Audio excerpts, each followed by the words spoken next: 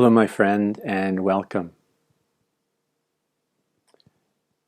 To help clear up some of the confusion about awakening and enlightenment and spiritual terms and a spiritual understanding of what awakening and enlightenment is, I'd like to just simplify this and cut right to the chase. Awakening enlightenment is the practice and art of dying. The practice and art of dying. And paradoxically, the practice and art of dying is the practice and art of living.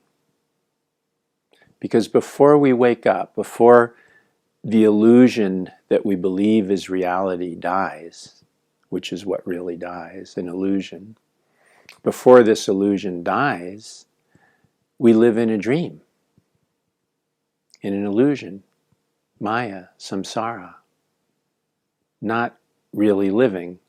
We're a character in a dream just as our sleeping dreams are. It's not any more real than our sleeping dreams are. It's just a dream. And so to understand this, there's a very simple way that has been taught in Zen for thousands of years called the teaching of the Zen Circle. And I'm not talking about a Zen circle like the paintings that I do of Zen circles. Is just imagine an ordinary circle. So this teaching of the Zen Circle is the 4 stages of awakening, the 4 stages of enlightenment. It's a very simple way to understand what enlightenment is and why I call this the practice and art of dying. So, to begin with, on the circle, right? So we have a circle, an ordinary circle like this. And in the beginning, the very beginning of the circle, that's 0 degrees, right?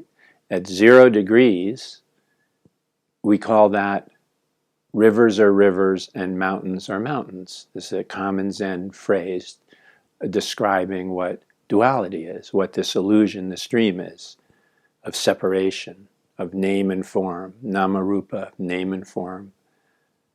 Mountains are mountains and rivers are rivers. Right? So we all experience this. Almost all of humanity is living in this dream, in this illusion.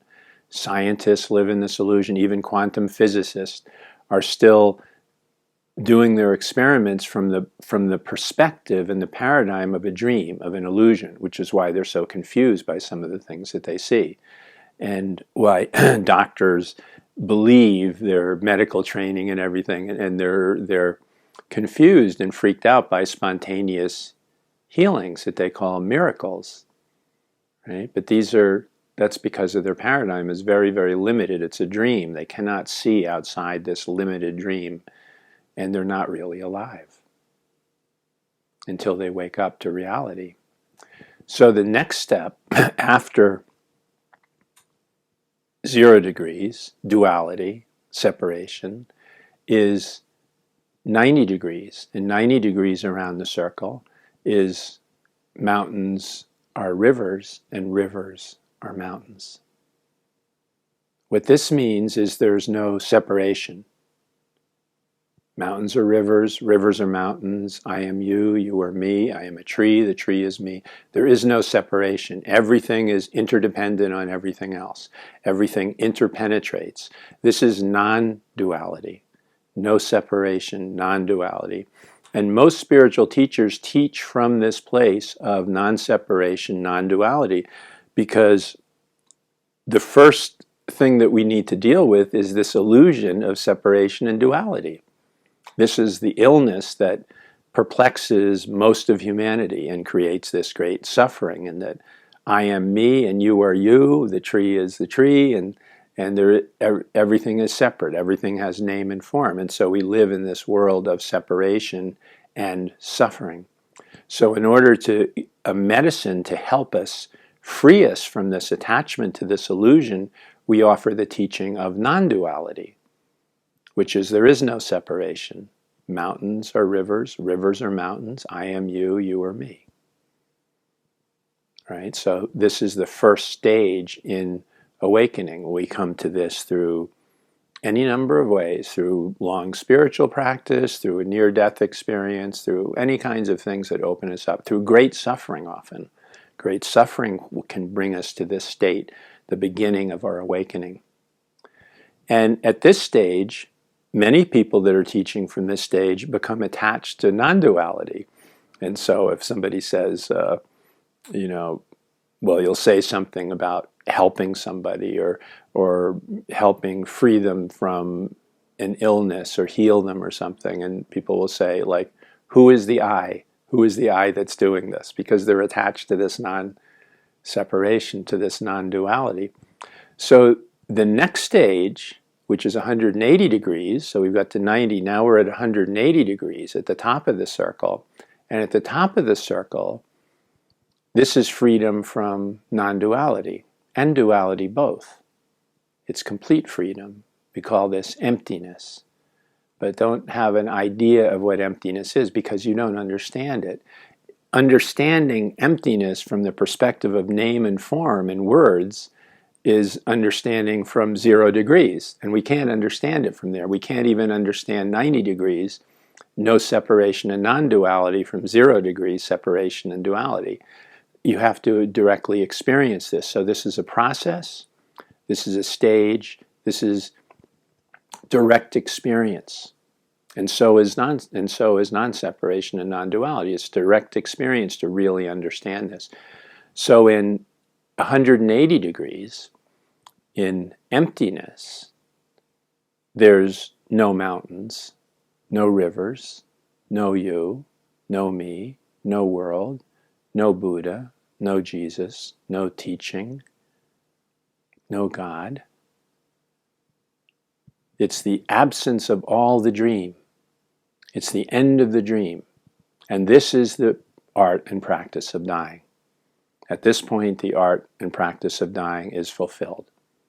So we've been practicing the art of dying and letting go, letting go, letting go. And at this point, we let go of everything. So you may think, whoa, who could do that? Well, every single night when you're sleeping in deep sleep, you do exactly this. You let go of yourself. You let go of the world. You let go of everything. You have no thoughts. You have no person, no experiences. You let go of everything. And in samadhi, which is what emptiness is, the state I'm talking about, we also let go of everything. We let go of the whole dream. So all there is the non-separate, undivided totality, without any separation, without any name and form. So we can't say that mountains are rivers and rivers are mountains here, because there is no name or form. There are no mountains. There are no anything that's separate from anything else. There is only this totality. So this is a complete surrender. And you can have this experience in a near-death experience. My near-death experience was exactly this. It took a while before I experienced this in regular life after the near-death experience, but I do. This is samadhi. This is a form of, I wouldn't call it meditation, but every time I meditate, this is basically what it is, samadhi. Every time I do the transmissions, this is what it is, samadhi, everything. It's the unified totality of everything. Wonderful. And what we experience in this state is bliss. Why? I can't say. There's nothing that we can say about emptiness. Is it nothing? No. Is it everything? No. Is it emptiness? No. There's nothing we can say about this. It's beyond all concepts and all thoughts and all dreams. So there's absolutely nothing that we can say about this. It's beyond that. Anything we say about this is coming from a state that does not understand it. Right? When we really open to it, there is nothing that we can say. There's a wonderful, the title of a book by one Zen master was, "There's nothing you can say, but you have to say something." Because people are suffering, they need help. But when we're talking about truth, ultimate truth, which is samadhi, which is this emptiness, which is this undivided totality, there isn't anything we can say about it, honestly. You know, and we see that when we experience it and deeply, deeply experience it more and more and more. So after this stage, after 180 degrees, we don't want to be attached to this. Some people are attached to this because of the bliss. Ramana Maharshi spent 9 years fully in this state of samadhi. And they asked him, why did you spend 9 years in this state, just sitting? Not feeding yourself, not doing anything. Why did you do this? And he said, the bliss. Right? We can be attached to the bliss. But it has great benefits. In Ramana Maharshi's case, he was so permeated with this state that after, when he began speaking and acting in the world, the energy of this was so powerful in him that people woke up simply being in his presence. So it certainly has its benefits to be in truth, fully in truth as this. And this is the art and practice of dying. And likewise, the art and practice of living. And so the next stage, 270 degrees around the circle, so we've gone to 180, now we're at 270 degrees around the circle. And at 270 degrees, we call this the world of miracles and magic. Because here there are no limits at all. In 0 degrees there were limits, and there were even some limits in non-duality and non-separation, but here there's no limits at all. We've come from the perfection of no dream, the end of all dreams, the end of all concepts, and now we've gone back into the world, and what we see in the world now is this world of absolute miracles and magic and no limits whatsoever. So every blade of grass, every leaf is a miracle, an unlimited miracle. The whole universe is in this, is in everything. It's just a world of magic and the world of miracles, and everything is a miracle. It's a profound state. And in this state, this is where people talk about siddhis, which are spiritual powers. They're not really powers. This is an illusion of ego to say that. But without any limits, miracles do happen. So you're able to heal people of incurable diseases, blindness, cancer, stage 4 cancer. Spontaneous healings happen here. In your own self, if you have these illnesses, and in other people, if that's what you end up doing. I'm a healer too, so this happens. People are healed from these illnesses that are thought to be incurable, that nothing can happen. People have had chronic pain for 20 years and gone to every kind of doctor and everything else, and in 20 minutes they're completely pain-free. I can't explain how this happens other than that there's no limits. There's no limits. I don't have limits. The way I see the world, I don't see it in limits. I healed this back injury that I had, which was supposed to take 8 months, and still leave me in chronic pain to some degree, is completely healed in 3 weeks, purely through energy, right? It's miraculous. But these things happen regularly when we don't put limits on our mind and on our life and what the world is and what we are, because there are none really. There never were. But in 0 degrees, we have a lot of conditioned limits. We believe the world is very limited, very superficial and very limited, but we think that's reality. We think that's the way things are. But when we get to 270 degrees, there are none of those limits left. There just aren't any limits at all. So then after we go through this stage, and people can be attached to this stage too, just as they can be attached to the bliss of emptiness, they can be attached to these siddhis and unlimited powers because they're amazing, and they can be attached to them, and that's not a good place to be, honestly. We don't want to stay there and play around with these siddhis, A little bit just shows you, well, basically it shows you that the world is nothing like what we think it is. Absolutely nothing like what we think it is. It's so much more. And that's all we need to know. And if people need healing, heal them, If you need to be aware of, through remote viewing of other locations in the world, be aware of it. If you need to be able to experience what, a raven, a crow, a bird, an animal, a wolf, a tree experiences their consciousness, then experience it. There are no limits, so you can do any of these things. But so what? There's no reason to be attached to these things. They're not really a power. They're just the realization that there's no limitations, and this is what happens when you realize that. So the next stage, after 270 degrees, is 360 degrees. You've come full circle. You've gone all around the circle, and you've ended up right back at 360 degrees. 360 degrees is also 0 degrees, isn't it? You've made the whole way around. So at 360 degrees, mountains are mountains and rivers are rivers, just as it was in the beginning, but completely different. It's not at all the same, because you've gone through this whole process of awakening. At 0 degrees, you weren't awake. At 360 degrees, you're awake. You've realized non-separation, non-duality. You've realized the emptiness and complete totality where all the dream dissolves. You've realized that the world is unlimited and nothing like what you had ever thought it was or could even imagine it. It's so much more than anything you can conceive of or anybody else can. And now you're back at 360 degrees in the world of mountains are mountains and rivers are rivers. And yet also within this, because you've gone the whole 360 degrees, mountains are mountains and rivers are rivers. And mountains are also rivers and rivers are mountains.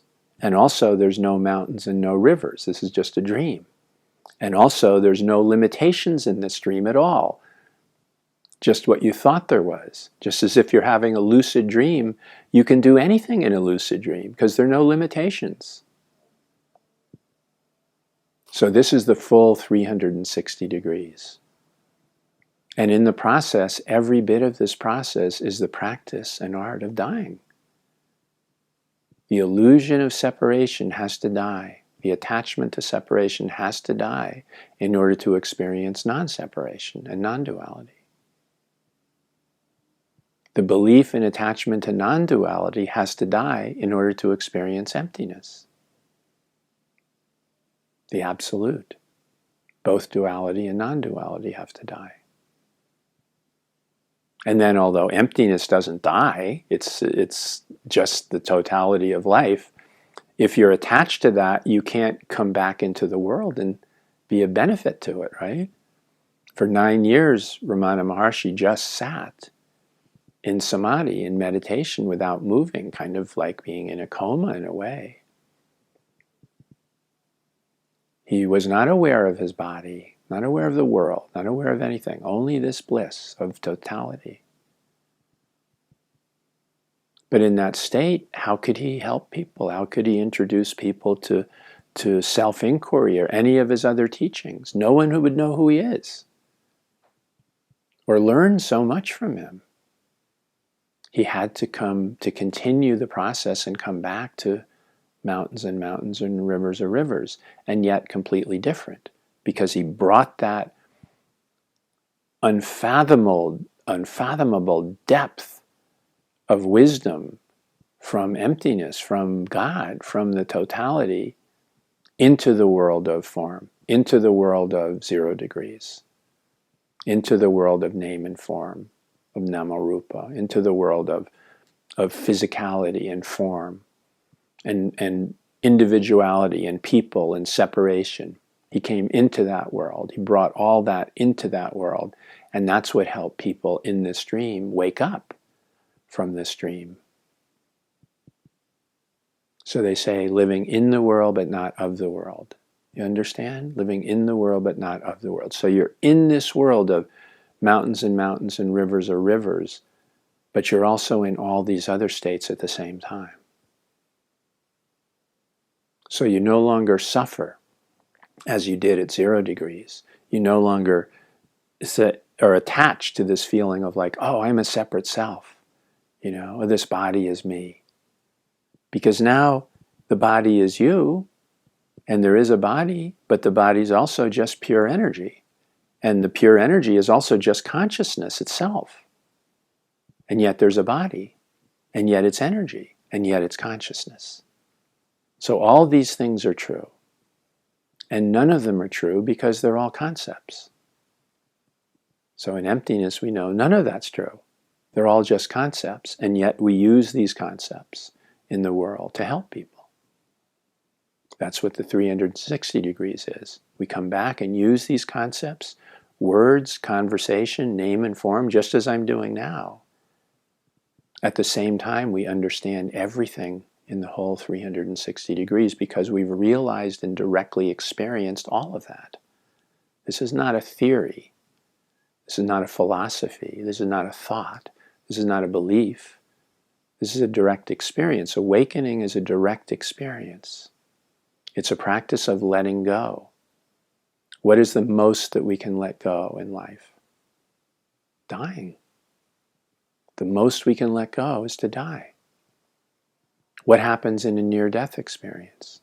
Well, you die. Before you experience the near-death experience, your body is too weak to resist dying. It's too weak to think. Everything falls away. And here you are in samadhi. And after that experience, that near-death experience, samadhi just came very easily to me often, and still does all the time.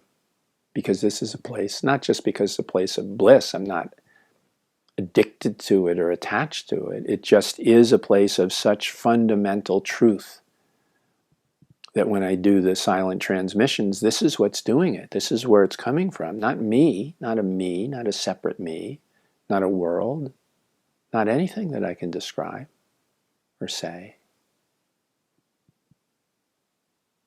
So all of this, the whole process of awakening, the whole process of enlightenment is a continuous letting go, a continuous dying. Because in order to experience reality and truth, we have to let go of what's not true. We have to let go of a dream. Even though we believe it's real with all our being, just as in a sleeping dream, we believe, unless it's a lucid dream, we believe that dream is real. And it's not until we wake up in the morning that we know it's not. And that's the same with this waking dream. It is not true. It's a great limitation to believe that I know what the world is, and I know what I am, and I know what things are, or I can know through my mind what these are. No, you can't. When you wake up, you realize, no, that's impossible. It's just a thought. It's just a belief. And all thoughts are conditioned. No thought is true. So what is true? It's not a thought. It's an experience. We know what's true by letting go of all thoughts. And what's left is truth. When all the illusions fall away, what's left is truth. The illusions have to die in order for us to live. In order for us to really be alive. Not as the person we thought we were, but as something so much more than that.